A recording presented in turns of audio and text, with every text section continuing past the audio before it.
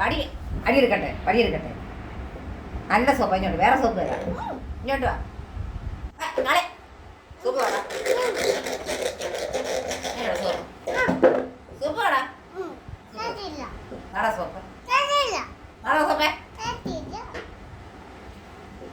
ഞാൻ അപ്പച്ചനെ വിളിച്ച് പറയട്ടെ.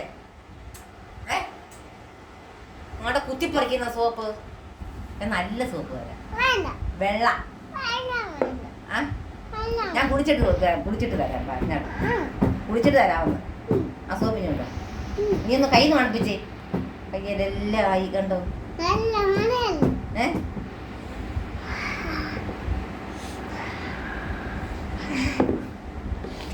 കേട്ടോ അഴുക്ക് മണവാ.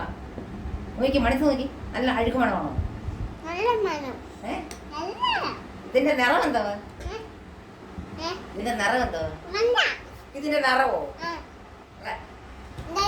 ആ മലയാളത്തിൽ എന്താ പറയുന്ന? ചോനപ്പ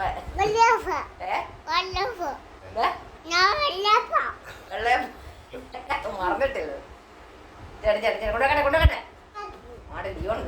സൂപ്പിട്ട്